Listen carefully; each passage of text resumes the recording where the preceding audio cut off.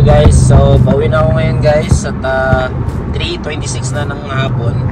Ang nangyari kasi kaya ako medyo na late ngayon umuwi dahil kanina mga bandang 10 ata ng umaga, tapos break time yun, nagkaroon ng problema sa bahay, personal reason. So umuwi muna ako, tapos siguro nag-spend ako doon ng mga 1 hour. Tapos kasama na yung biyahe, so 2 hours akong away sa work. So kailangan kong bawiin yung oras. So dapat 1 lang ako ngayon. And yun, bumalik ako mga 10. So bumalik ako mga 12. Tapos nag-scan ako ulit. And then yeah, dapat 1 PM lang ako mag-out ngayon. So ginawa ko ng 3 para at least makover ko yung time na nawala ako kanina. So yeah, magsusulat na lang ako guys ng time adjustment at ipapasa ko mamaya sa Monday na lang. Sa Monday, ginawa ko naman sa Monday. So magsusulat na lang ako doon.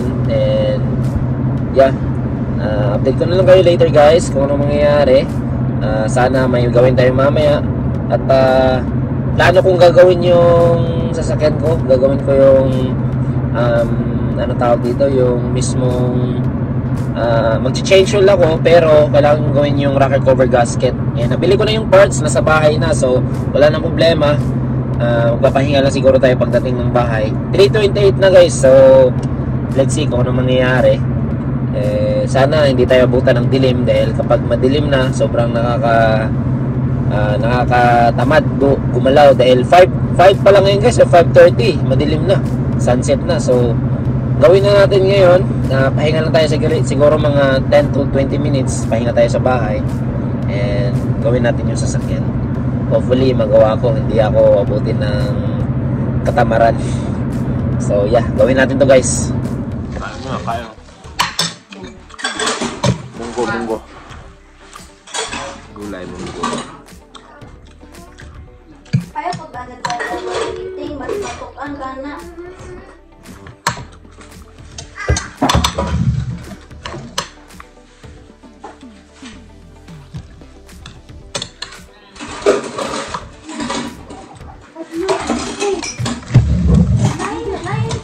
Toddler na. Nice.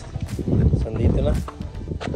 Sana natin itong ating gawin na natin itong rocker cover gasket habang may araw pa. Kumain lang ako kanina.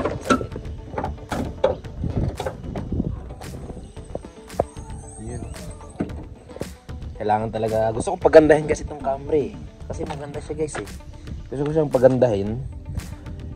Gagastusan natin to ng paunti-unti at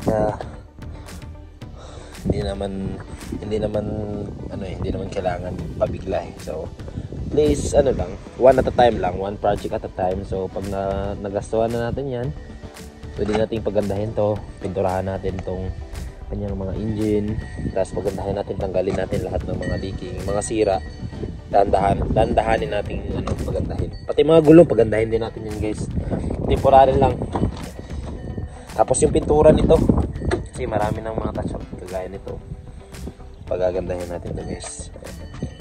Oh, may ice cream guys. Ice cream.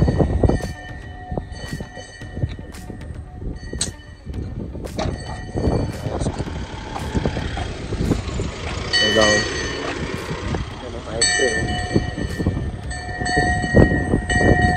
Nagbebenta ng ice cream guys.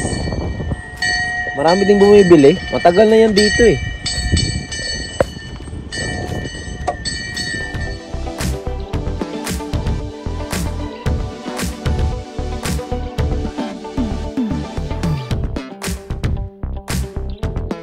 Guys, makapalitan na rin pala to guys. Tingnan nyo, nag-crack na siya eh, So yung oil niya tumatagos na dito.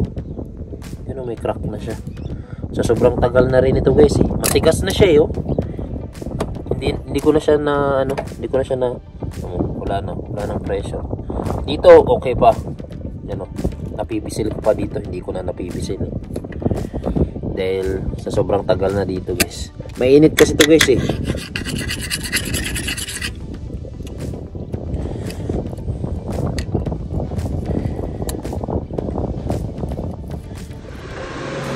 Nagpagas lang tayo ulit guys. Pumunta pala kami ng Tumba. May binili lang na parts yung pinakita ko sa inyo nag-crack. Kaya lang wala silang in stock eh. So mangyayari baka papalitan ko na muna yung ano, yung crack na cover gasket. Yun na muna yung papalitan ko. So mangyayari guys, baka matagal-tagalan pa yung nakatambay yung sasakyan dahil ayaw ko namang pilitin yung ano, pilitin yung sasakyan na ipatakbo. Yeah, I love.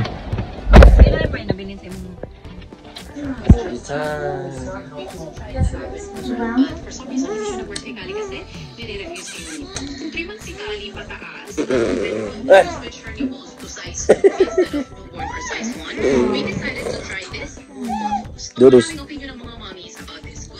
Hello, my opinion is this. What about this? Wala siyang a lot of attachment, wala siyang extraordinary parts,